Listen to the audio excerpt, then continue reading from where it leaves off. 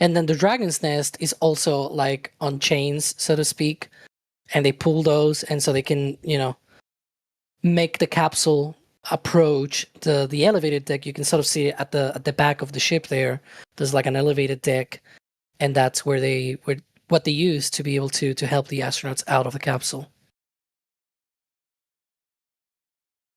I do wonder what kind of method they're going to be using for the egress, the exit from the capsule. Because sometimes the short duration missions, short in quotes, of course, because this one was it was a few weeks, but still it's short, right? Compared to like 6, 7, 8 months. Usually those long duration missions, they take the astronauts on stretchers because it's been a long time in zero G, right?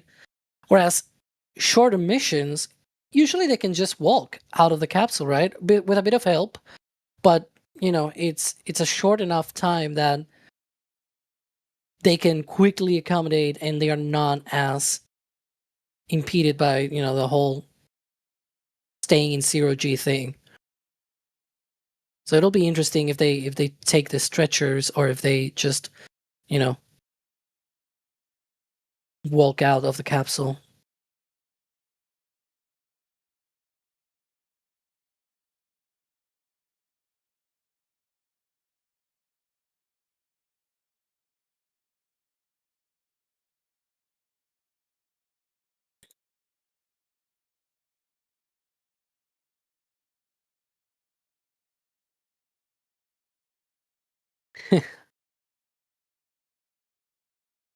And do you have you? Because I was going for a couple of minutes. Have you talked already about the jump from the rigging person there? I mentioned the rigging. I did not mention the jump at the end. That's always a fun part. You want to talk about that? Yeah, it's always epic. So right now they are waiting for getting closer a little bit to the opposite for the recovery ship to be closer to Dragon for the rigging. Then they bring it close and then they put it on the ship. But before they put it on the ship, of course, the person that is right now sort of hanging from the side of Dragon, you can see it there. That person, they have to get off, right? They're not going to be climbing onto the ship the same way as Dragon, and so they jump off the capsule, and it's always quite fun to see that. Normally they do some kind of sighing or something, right?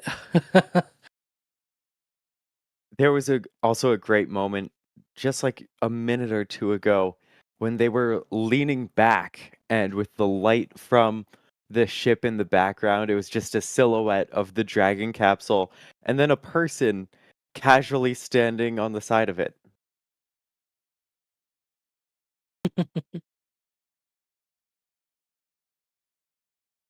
Seems like the ocean fauna is currently asleep because I have not seen at least any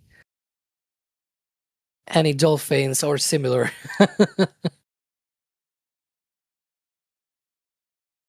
No, I've definitely had my eye out for any sea life. Yeah, you can see now they're rigging it. You can see the folks on each side of the A-frame are pulling on Dragon to bring it closer.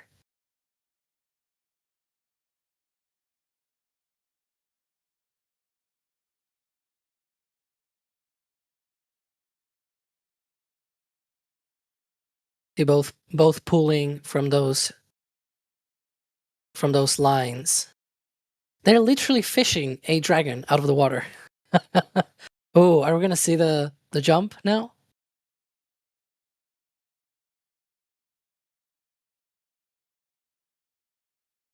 Although I think, yeah, now they're Yeah, gonna just be I'll rigging. wave.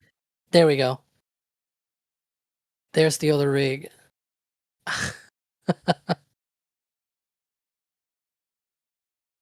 What are you gonna say? Sorry, D.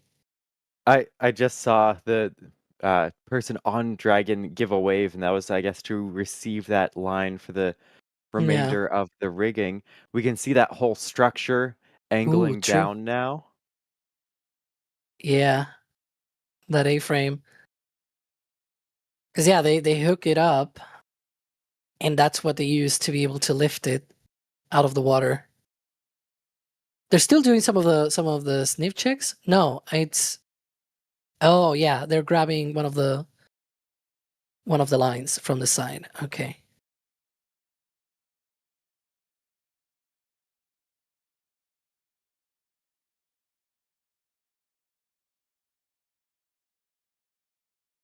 Let's see. The capsule is too overexposed though. I was about to say, someone drop the exposure a bit. Yeah.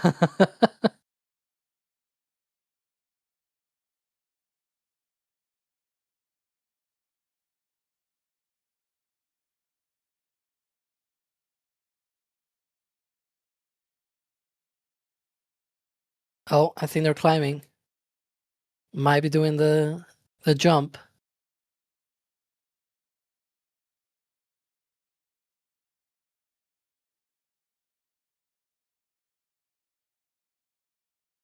There we go.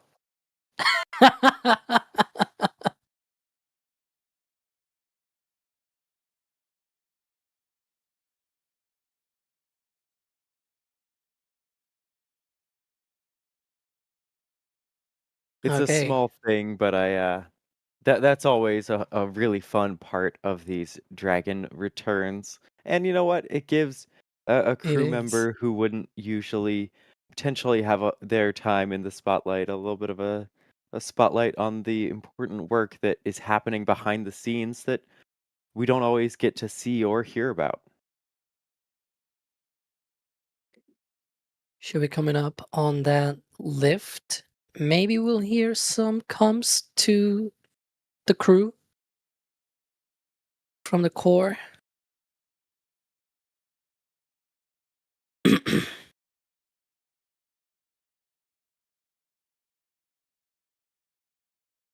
Oh, there we go. SpaceX. Rigging is complete. Stand by for capsule lift. Already underway. Too late. Yeah. Dragon copies. Dragon SpaceX. Capsule lift in progress. Brace. All right, good verbal confirmations there and visual confirmations that we're getting a successful lift. Dragon copies.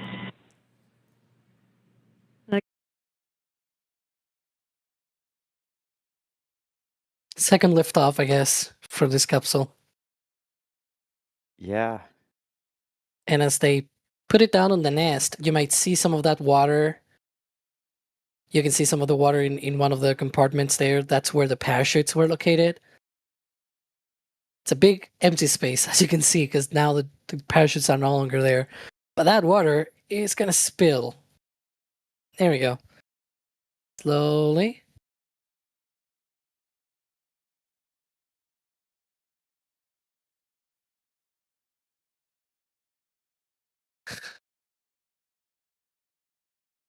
I need to center that a little bit more.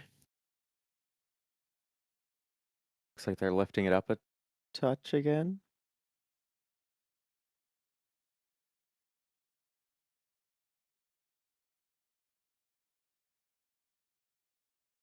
There we go.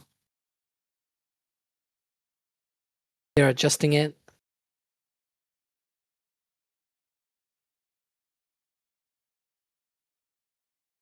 Now it looks right.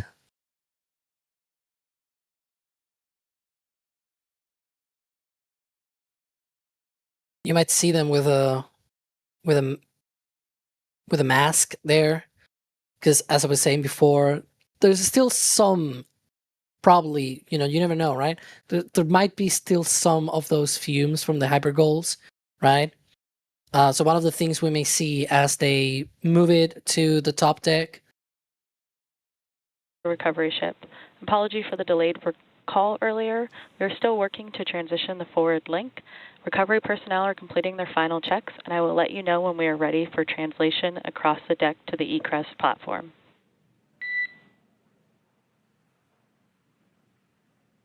you can also see them plugging the Draco thrusters as well.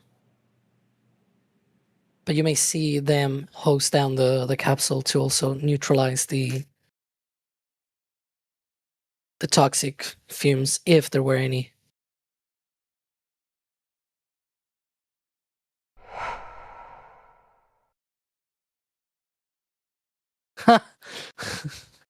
The jump.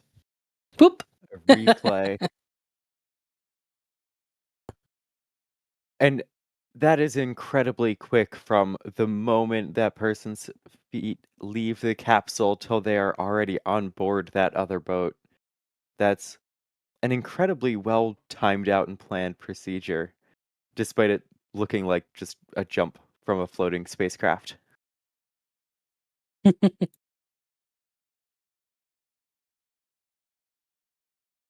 Some people mentioning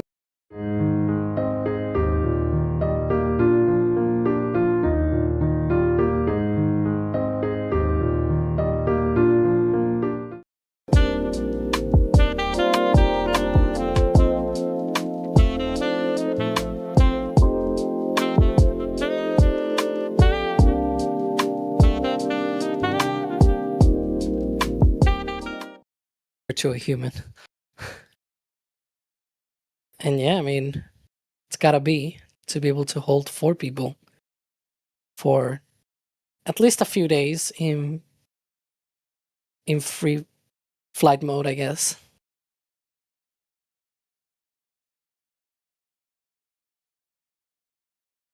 Now, it's worth mentioning, as I was mentioning before, right, that not all of the capsule is where the people live. Because, for example, a lot of the bottom section of the capsule is just propellant tanks, pressurization tanks, the thrusters themselves, those Draco thrusters, the ones that we see there, angled and whatnot. There's also the Super Dracos, the one on the pods, right? And then inside, that's where the people live. So the actual pressure vessel, as it's called, is a little bit smaller. It's just like, I don't know, like an airplane. You see the outside, but then there's like layers of protective material and, like, you know, the interior of the cabin as well, and things like that. So yeah. Alan L asking, how private is the bathroom area in such a tight space? Not very. They have a curtain, excuse me, a curtain. Jeez, I cannot pronounce that. You know what I mean, right? Private curtain, essentially, and they can sort of hide themselves as they do their things. But yeah.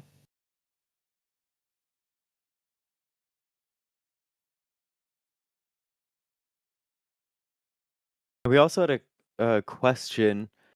Like, originally, Dragon was going to be carrying up Comm to check. 7 people, but We have you loud and clear in Dragon. Copy that, Dragon. We have you the same. Welcome aboard the recovery ship. We are working to troubleshoot the forward link transition. Stand by for translation across the deck. I'll let you know when we're ready for that. Okay, copy. all right. So they're still working on that communication link still. So that's, they said a bit earlier, that is the reason for the delayed call for that lift. But back to that question, Ghost Blackout was wondering, can't it carry 7 people? That was like originally in the plan, but they've only really done these 4-person missions, right? Yeah, right now the design, you know, when we talked about how the seats rotate and things like that, you can only enable that with 4 people. If you have another 3 people underneath, it gets tight for the seats to be able to rotate upright, for example. So you will need to change the seat design. It's not impossible, right? But it, you know, you also need to certify that change, and so it's a bit more work, essentially. And so SpaceX just didn't feel the need to go through all that. But if there was ever a need for that, maybe they could try and get a modified Dragon with 7 seats. They've also explored, if you will, in the past with the possibility of returning astronauts from, that were launched on Soyuz, instead returning them on Crew Dragon using sort of like a makeshift seat, using like foam and cargo bags and things like that under the main row of seats. But with that, you essentially have a little bit more room because it's not like a proper seat. So you have a little bit more room, and that still allows for the seats above to rotate and whatnot. We also had some questions like, we're getting to see large portions of the team get work done, but BCC was wondering if these are SpaceX people or NASA people or Axiom people. These are mostly SpaceX people, right? Yeah, for recovery, it's just purely SpaceX. When the crew comes out of the capsule, you may see some representatives of their own space agencies, like like ESA, the European Space Agency, or ISRO, the Indian Space Research Organization. I think it's the full acronym, right? So you may see some of these folks as well, and also from Axiom as well for Peggy Whitson. So you may see some of them around the deck as they come out of the capsule. Usually, people that know them personally, people that are able to also speak in their own language. Remember that, not all of them, like Peggy Whitson is American, right? But the other three are not, and so they also speak the other languages, right? And so it's always good to have that, person that is familiar with them, that represents their agency or their organization. Complete. Translation across the deck to the egress platform will begin shortly. There is a chance that we get a lot of alarms. No concern. Dragon copy. Nice. But yeah, that's what you usually see. The recovery team themselves are SpaceX, but there's usually representatives. It's moving. It sure is. We are getting closer and closer to that There's the hosing. all-important crew egress.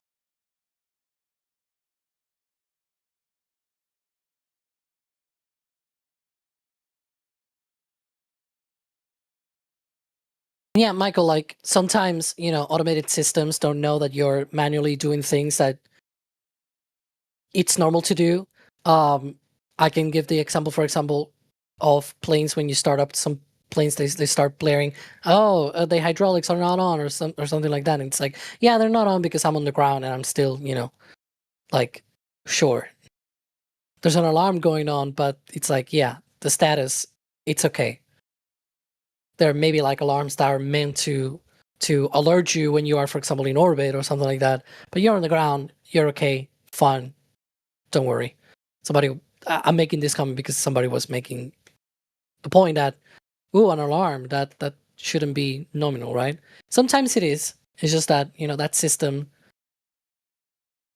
alerts you in any occasion, even when you are on the ground and you're fine and you're normal.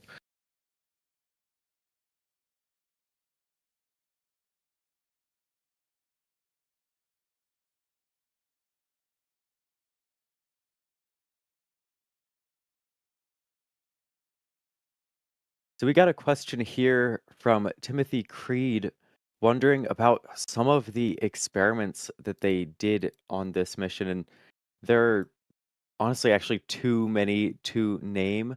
There are some sort of human science experiments looking into DNA repair and the like.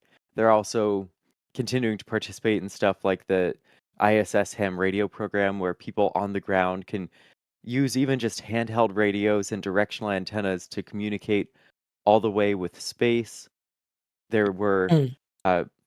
certain reach out events to get kids interested in science Opening and and in egress of some space. smiling faces. Here we go. All right, we're looking forward to it.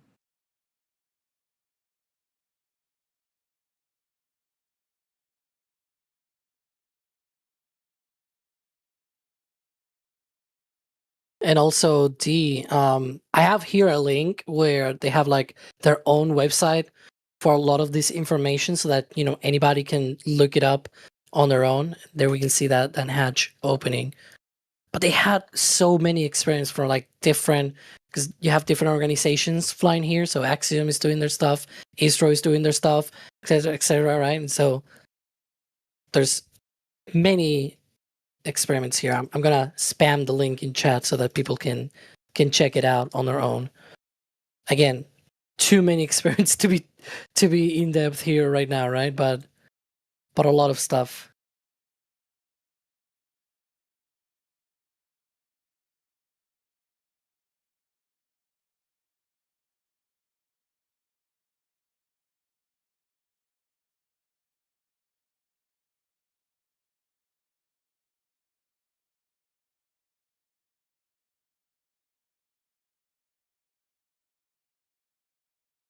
So that frame they're working on right now, is that to like cover the seal as they egress, or do you know what that frame is for?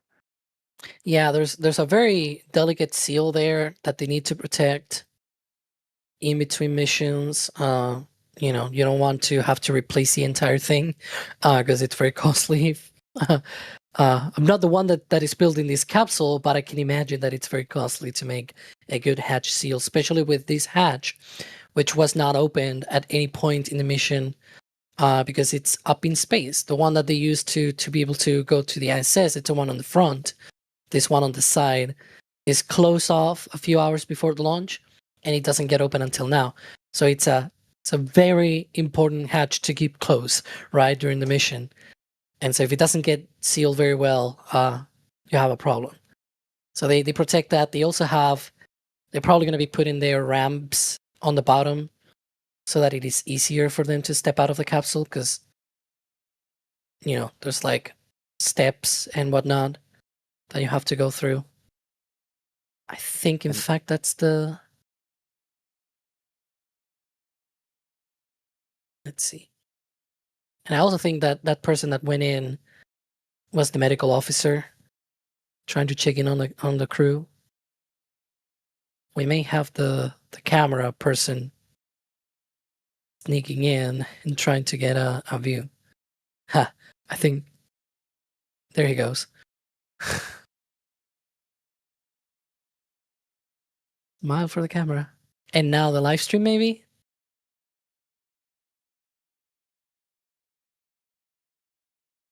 Don't bump your head. And I saw Ghost Blackout wondering if we know if any of the private space stations that are on the horizon will do similar ham radio participation with the world. I don't think we know for sure one way or another, but I certainly hope that they do, because I think that's a great way to get more people interested in space, talking with. Stressed about travel? Agoda to travel చేయండి. Stress free. Yeah. Now removing the tablets, the packs there with all of the, because you see the tablets, but then the thick pad there contains the same checklist, but in paper form as a backup.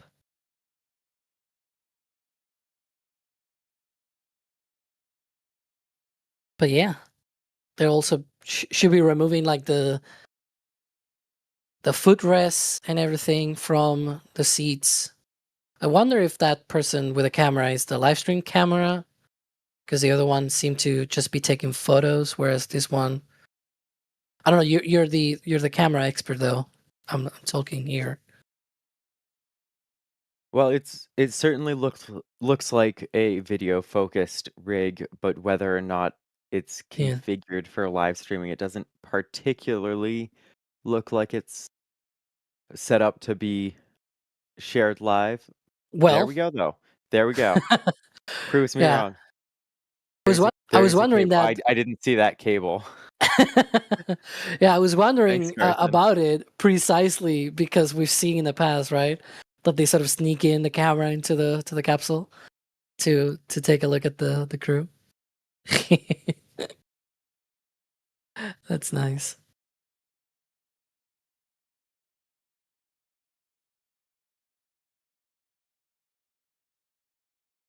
Now, as the crew gets out of the capsule here, they're not just staying on the boat with these recovery teams.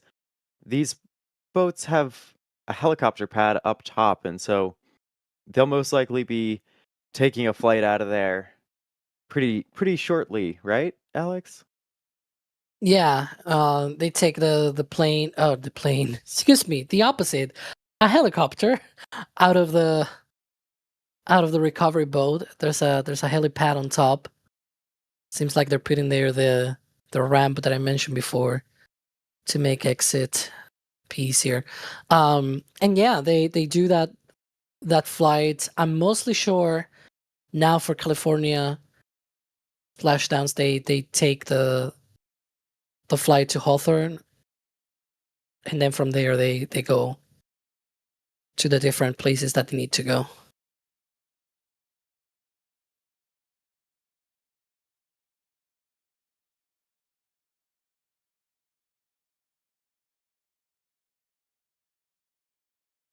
We'll see who exits first because sometimes they switch around the order. Like I've not seen yet a crew mission where they exit in the same order, one mission after the other. It's like sometimes they make the mission specialist exit first and then the pilot and commander. Other times it's like the pilot and commander first, then the mission specialist.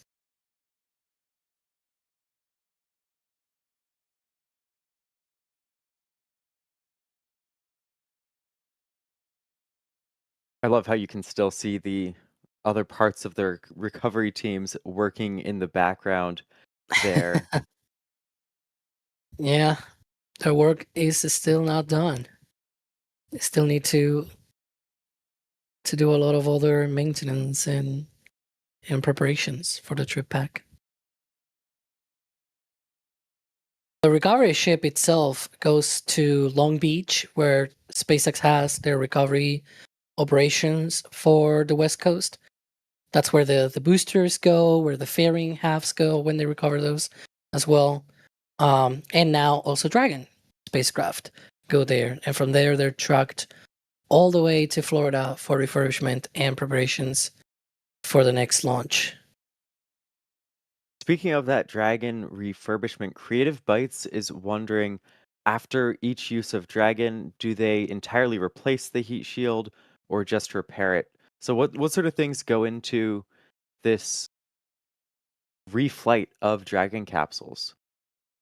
Yeah, so for example, as I was mentioning before, that spam uh, material on the outside, the one that makes Dragon look white, right? Again, spam standing for SpaceX proprietary ablative material. They love their acronyms like that. So that, for example, is ablative. It is replaced, and new material is installed for the next launch. The bottom heat shield, the main heat shield that is used to sort of take away the heat of reentry, that is Pika X, phenolic impregnated carbon ablative material, and X for SpaceX. And so the Pika X is also replaced, but there's another lane structure, so to speak, where the Pika is applied. That one can be reused a few times, in fact. So the underlying material can still be reused, but the Pika itself is not. And it looks like we're having the first astronaut out of the capsule.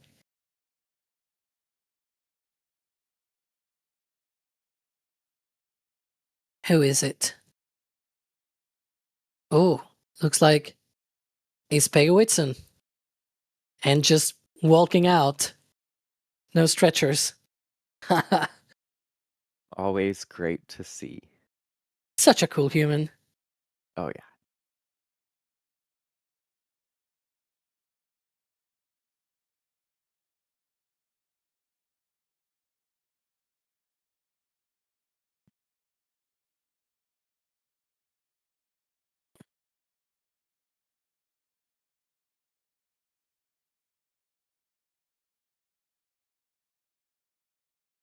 I'm assuming maybe the next one will be Shooks, the pilot from India.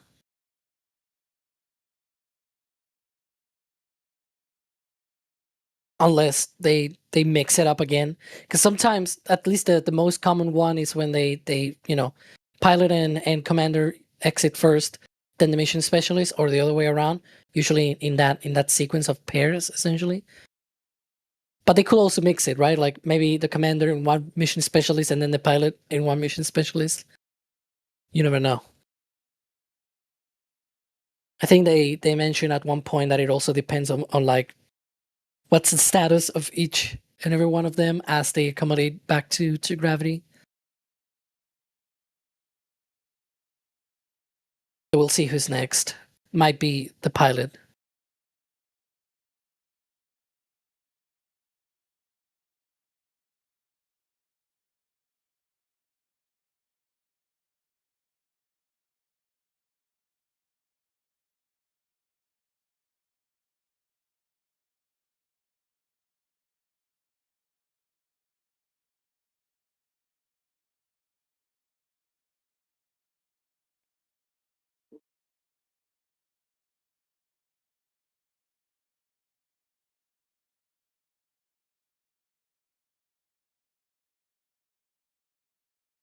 Let's see, who's that?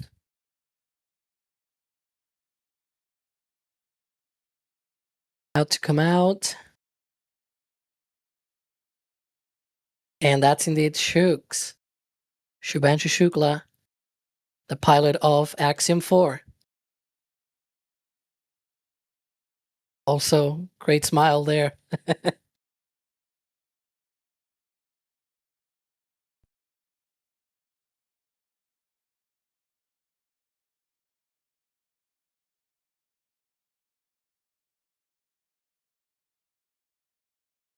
Hopefully we get to see him fly again into space on the Gaganyaan spacecraft from India. They're developing their own human spaceflight program. So hopefully, and also their own space station. They're doing a lot of stuff in the next few years. Might take some time because it's quite complicated, right? Getting humans into orbit and whatnot. But still.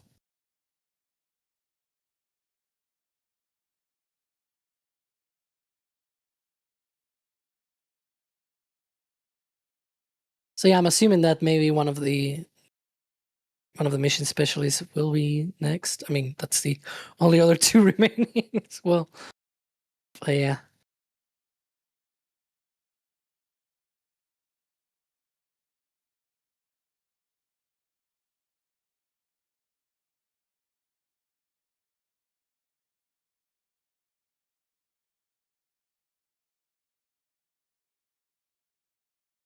Do we have any more questions, Dee? Not at the moment. If y'all have questions, be sure to at NASA Spaceflight in the chat. Been trying to go through all of those that we can. Also, like, I'm seeing people from India, from Poland are watching this. It's great. I mean, it's really nice when you can feel proud, right, of your country. Oh, hey, there's somebody from my country up there in space. Isn't that cool? Doesn't happen that often from Spain, so I can really vouch for that. Because I feel like that. We only had one person in space from Spain. There's also Michael Lopez Alegria, which also works for Axiom, by the way. But it's like mix of American and Spanish. So it's a bit of half and half, if you will. Still cool when he flies, because he also brings Spanish food and whatnot. So let's see who's next.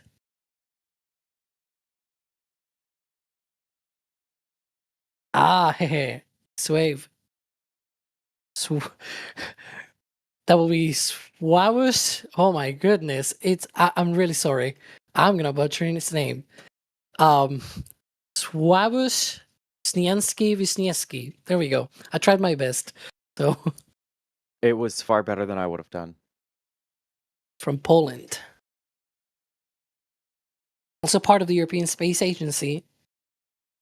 And again, as somebody that studied physics, I always find amazing that he worked at the Large Hadron Collider at CERN.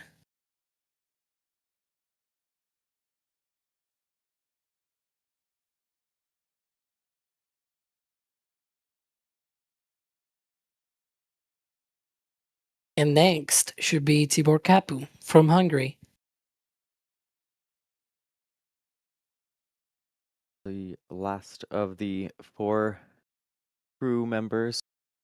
Reversible top మరియు 20 సంవత్సరాల వారి Now, here's a great question from Creative Bytes, wondering what sort of roles the mission specialists fill. Like, sometimes they might be more focused on one thing or another, but Hmm. I mean, there are a bunch of mission specialists that focus on their own things. Do we know, like, what did Tibor specifically work on during Axiom-4? Yeah, it depends. Like, for example, for launch and entry, you've got sometimes the mission specialist sort of back up either the pilot or the commander, whoever is closer, because one mission specialist is close to the pilot, the other is close to the commander, and so they sort of serve as backups as well. Looking at the controls, making sure, following the timelines and whatnot. There's Tibor Kapu. Also great smile as well. But in other missions, you may see sometimes instead of mission specialists, they're like, medical officer or something like that, right? And so they're maybe specialized in other sorts of things during the mission. And then when they get to the station, they're just flight engineers like everybody else at the station, except for the commander, because the commander has commander of the ISS as the title, right? But Peggy Whitson also becomes a flight engineer and things like that, a spaceflight participant or whatever they want to call it.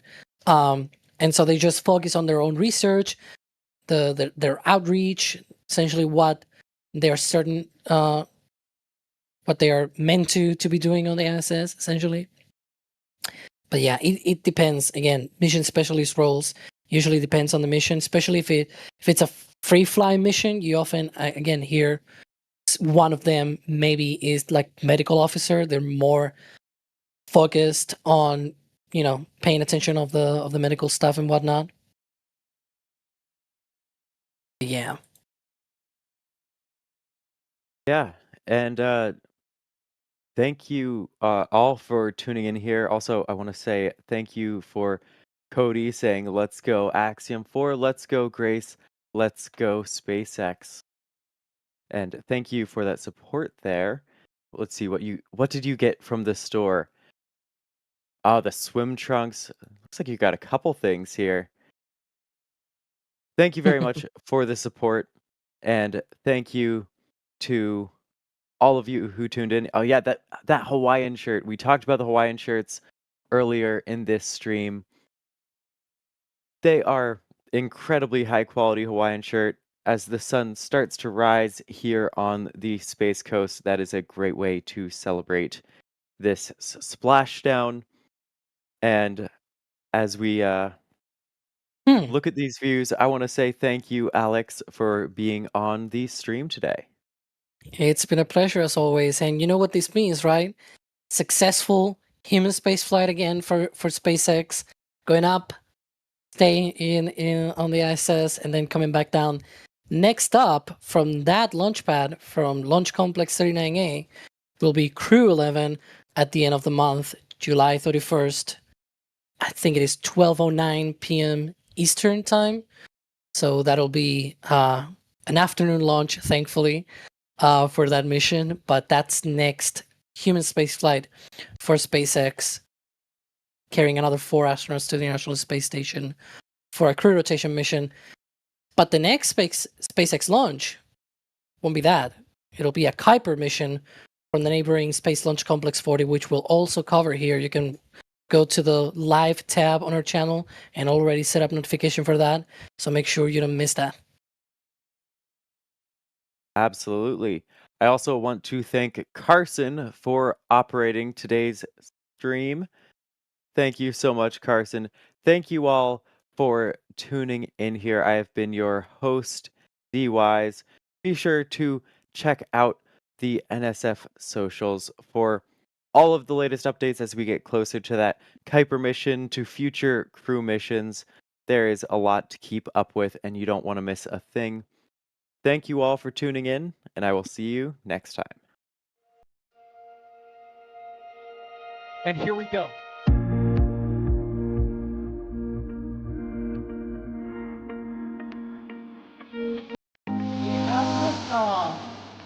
Propulsion continues to be normal. All right, the chamber pressure looks good. Solid.